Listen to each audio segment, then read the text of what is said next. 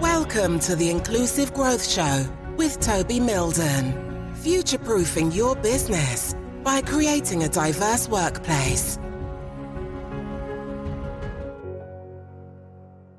Hey there, thank you ever so much for tuning into this episode of the Inclusive Growth Podcast. I'm Toby Milden, and today I'm joined by Kate Waterfall Hill.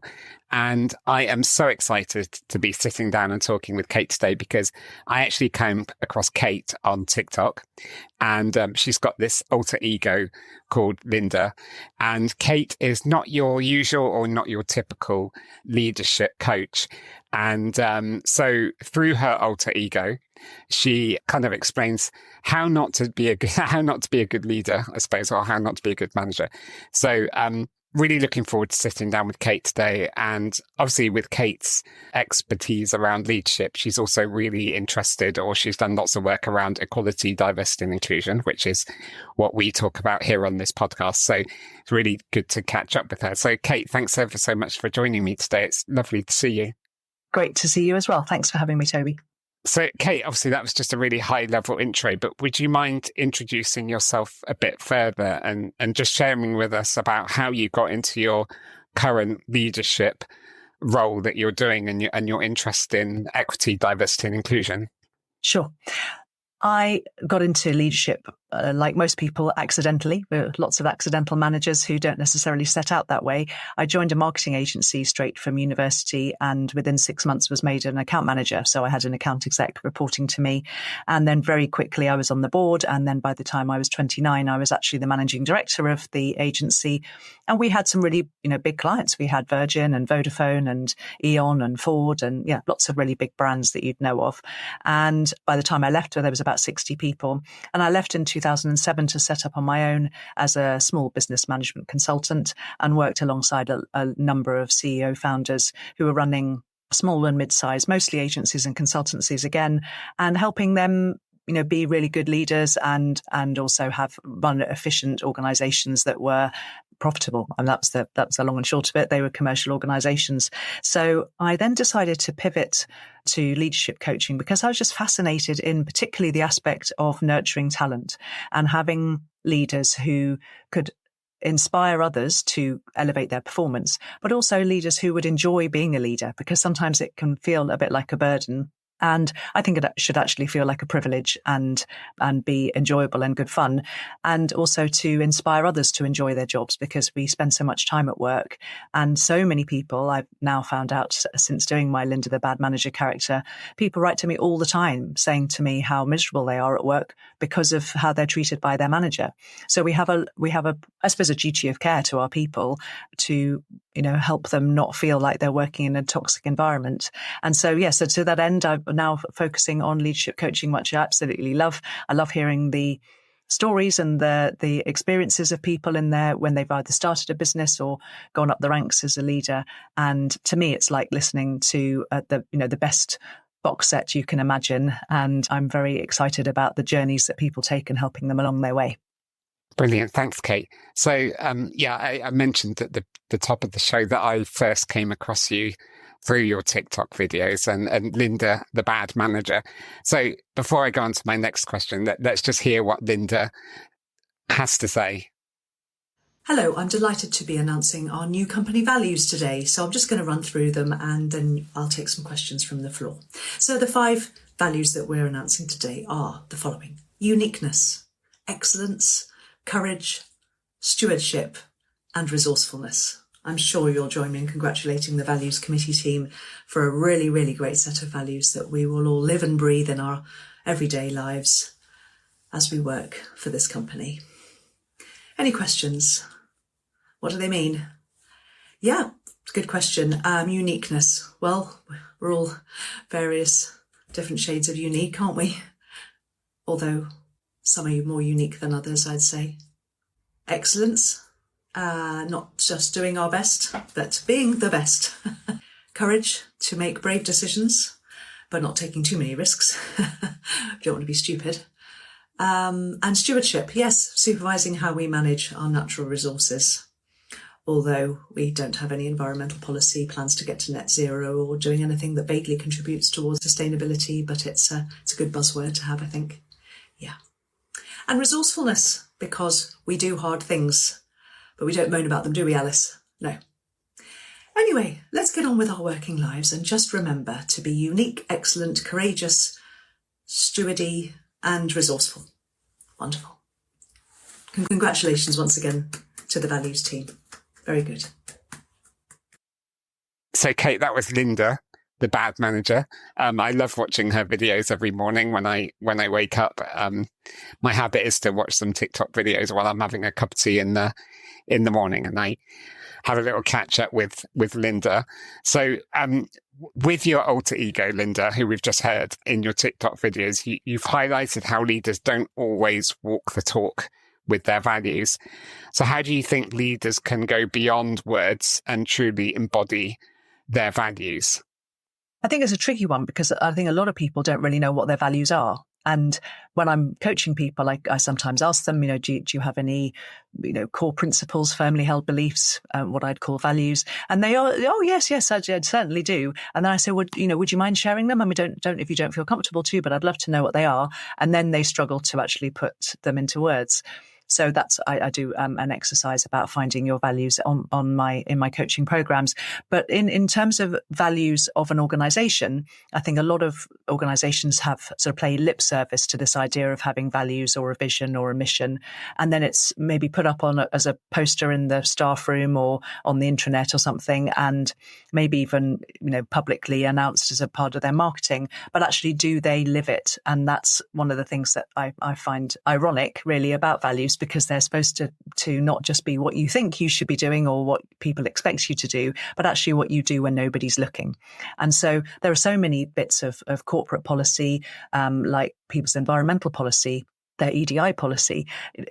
Are they actually doing what they say they're doing, and they might have written it down, but do they really properly believe it and use it and actually live it? And it's a bit like saying, why I'm interested in EDI particularly is that there's a need, sadly, to have a policy.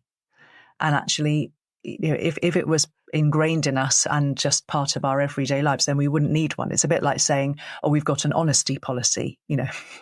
We'd like people to tell the truth in this organization. Well, let's hope everybody does tell the truth. I think it's sometimes a shame that we feel that we need to have a policy. It should be actually just our lived experience that means that we're good, decent people. But sadly not. It doesn't always show up that way. And often leaders, as I say, pay lip service to these ideas of values and then don't actually live them in everyday life. And partly that's to do with the choices of values that in the skit that you played. I talk about stewardship as being a value. And then when Linda gets put under pressure to explain, how do we turn up, how do we live that? She says, just be a bit stewardy. It's because she doesn't really know what it means. So we've got to make sure that if you're going to have some values, that you properly live by them and they mean something to the people in their everyday lives. But I think also the values need to be really easy to understand. So I've worked with one client and their values is the acronym of PRIDE, and everyone in the organization understands what they are because it's simple and easy to understand. And when I was working at the BBC, I couldn't remember all of the values, but I remembered one of our values was that we are one BBC, great things happen when we work together. And for me, that was around the importance of collaboration. But I used to link it back to diversity and inclusion, because you can only work well together if you work in an inclusive way. But there was a funny story. I think we talked about this as we were planning this episode.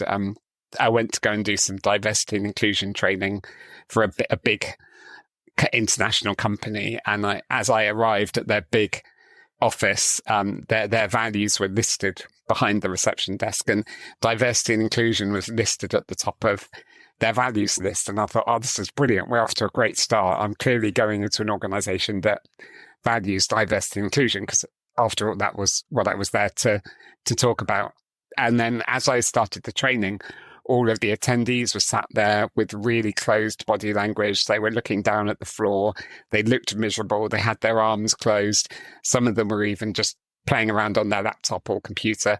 And I just thought, this is odd. They're completely not engaged. And I had to stop the training and I had to ask them, like, what's going on here? why, why the long faces? And they just came back to me and they said, well, we just don't see the point of this training. Like, nobody gives a crap about diversity and inclusion here. The senior leadership team don't role model it. They don't walk the talk. And I was like, that's really odd, because when I went into reception earlier, it says that diversity and inclusion is one of your values. It's right at the top of the list. So it just goes to show that you can have it written down somewhere, but you need to walk the talk, don't you?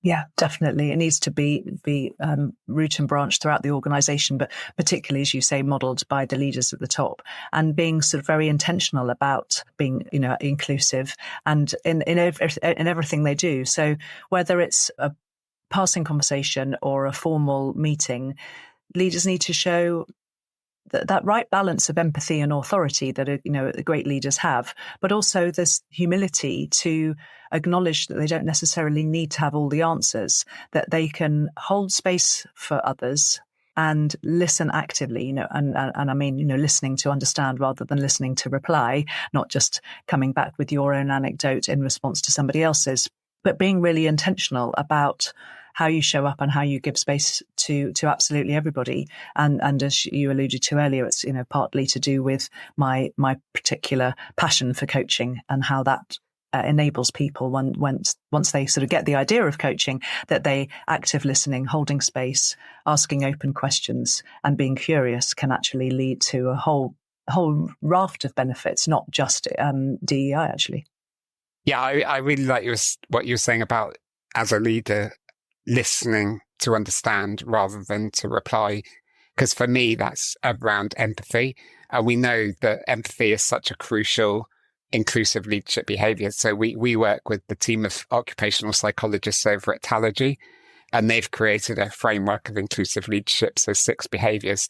And empathy is one of those behaviors. It's about taking the time to understand where somebody's coming from, as you say.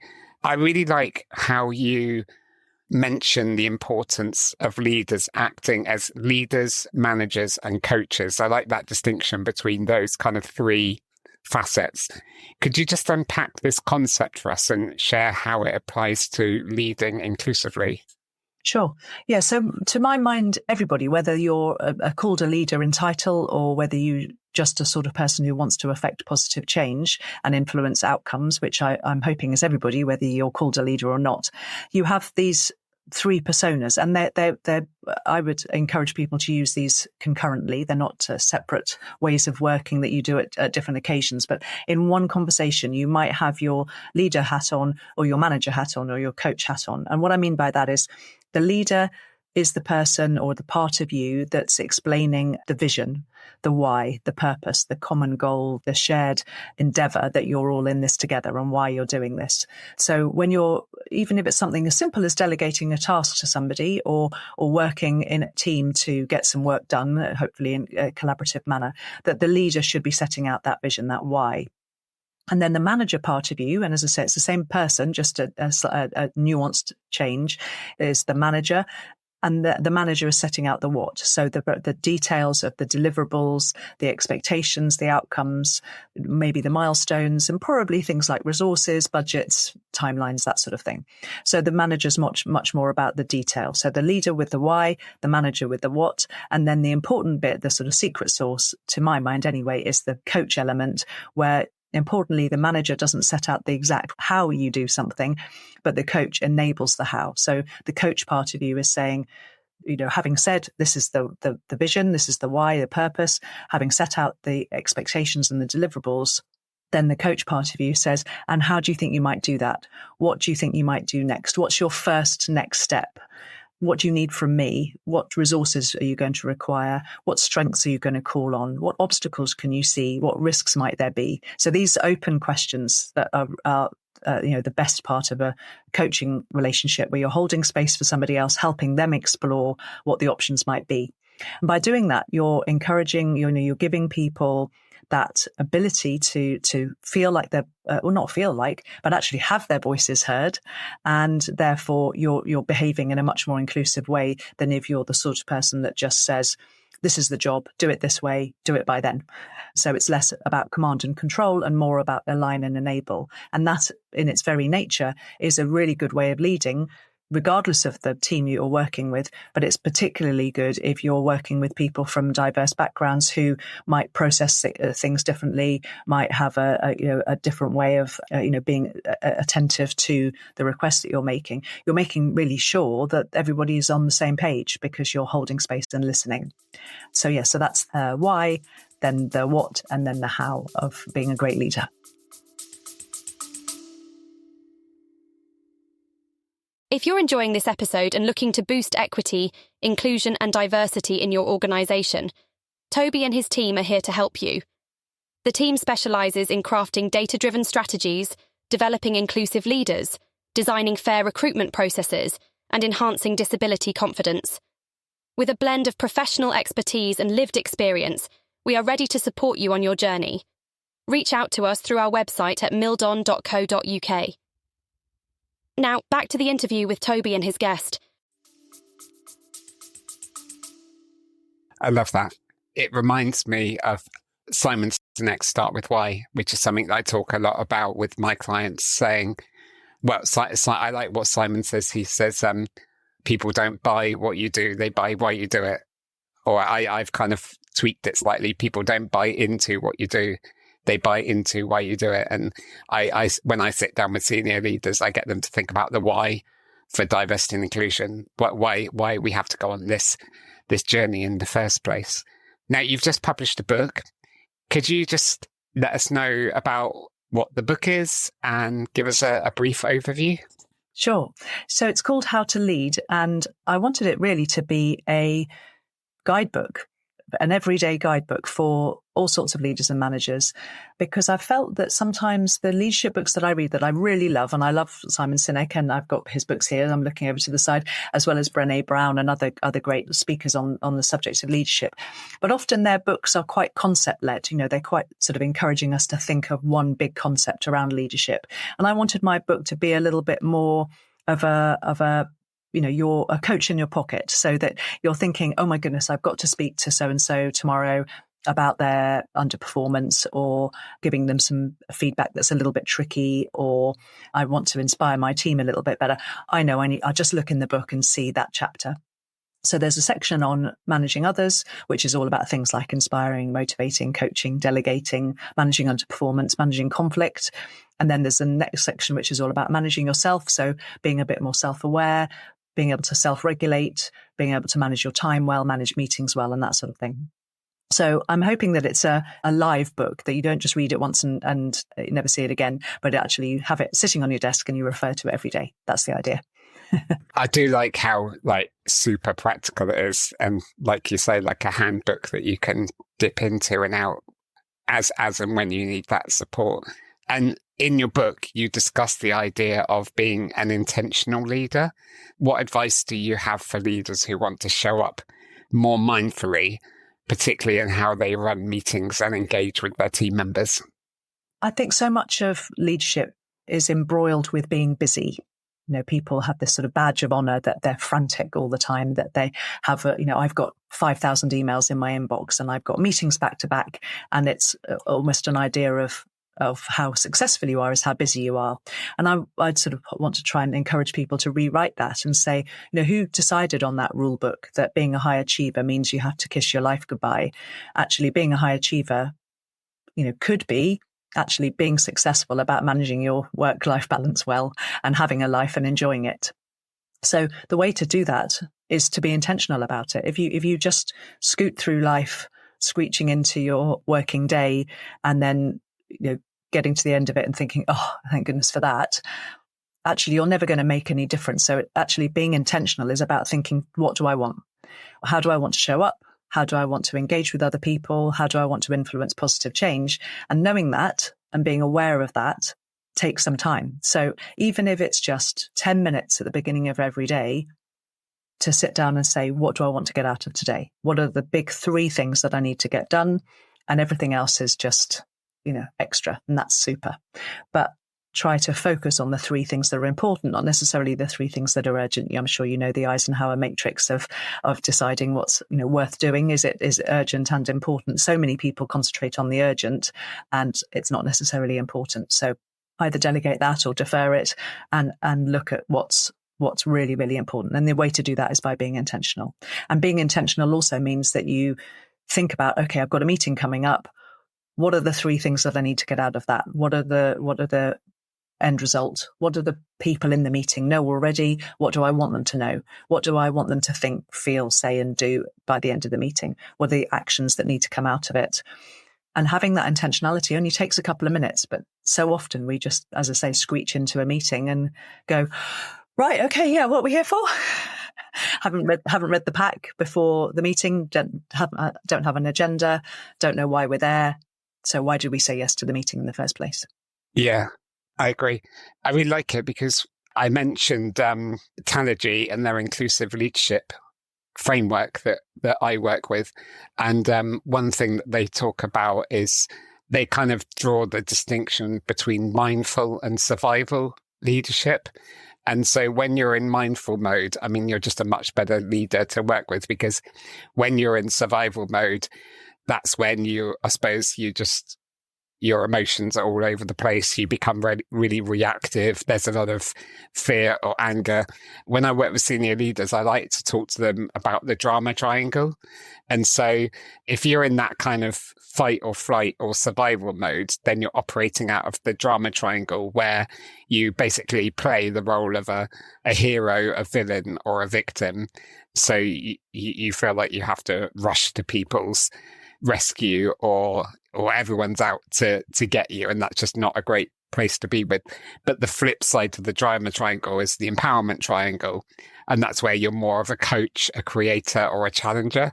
And I think that does speak to certainly the leadership qualities that you talk about, and certainly not the leadership qualities I've seen Linda exhibit in the TikTok videos, if I'm honest. Yeah, I don't think Linda knows the meaning of the word mindful. She's all about the drama. She's all about the drama, absolutely.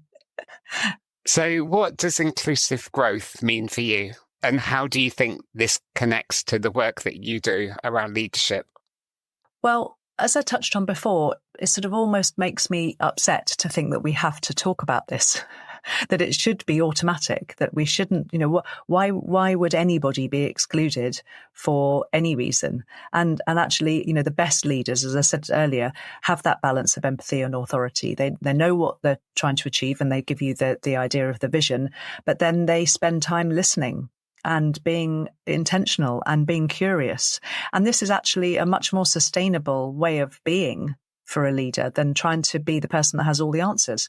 Because if you go into a meeting having, when say there's some crisis, and the leader of old would go in and say, right, I've identified the issue and here's my solution, go away and do it, people. And everybody scurries off and does what they're told. But actually a much more inclusive way of working, and also a more creative way of working, and also a better solution, better outcome way of working, is to say, what did everyone see here? What did this mean to you? What happened? What was your experience? And what have we learned? What could we try next time? Where does the process need to change? It's less about who went wrong, who's to blame, and more about what went wrong and what did we learn. So, yeah, as I said before, it sort of seems almost a shame that we have to have policies that tell us how to do this. It should be leaders adopting this sort of coaching style of management, not positioning themselves as the source of all solutions, asking thoughtful questions, helping their team members discover their own answers, and therefore coming to the right outcome, the right solution. Because, and as I said, this is much more sustainable, because then you are enabling other people to come up with the solutions, which means it doesn't have to all be on your shoulders and you're not the bottleneck. Yeah, that's really cool. Out of interest, if I was to ask Linda, your alter ego, what inclusive growth means to her, what would she say? Oh, she'd say it was about ticking a box. Yeah. She'd say, Rachel from HR told me I had to have this person in my team because it ticks a box. Doesn't really suit me. And she recruits people on the basis that they look like her and sound like her and behave like her and eat biscuits in a certain way and wear shoes that she likes. So yeah, she's very, very closed to the idea of inclusivity. She doesn't get it at all. Let's not invite her onto the podcast. No, I think not. Finally, if the person listening to us right now wants to follow up on your work, perhaps they want to read your book, learn more about what you've got to offer. I know you've got lots of free resources as well that help people out. What should they do? Best bet is to go to my website, waterfallhill.co.uk, and you can find everything you need there. Brilliant. Well, Kate, thanks ever so much for joining me today. It's been lovely to catch up with you. It's not often I'm starstruck. So I'm going to continue enjoying your TikTok videos with you and Linda's. But, thanks ever so much for joining me. It's been great to catch up with you. You're very, very welcome indeed. And Linda would say the pleasure has been all yours. Excellent. And thank you for tuning into this episode with Kate and myself. Hopefully you've taken away some really interesting and useful advice about being a good inclusive leader. So if there's anything that Kate can do to help you on your leadership journey, then please do reach out to her through her website. And if there's anything that my team and I can do to help you with diversity and inclusion in your organization, then feel free to reach out to us on our website. Until next time, I look forward to seeing you on the next episode of the podcast, which will be coming out very soon. Take care. Bye-bye. Thank you for listening to the Inclusive Growth Show. For further information and resources from Toby and his team, head on over to our website at milden.co.uk.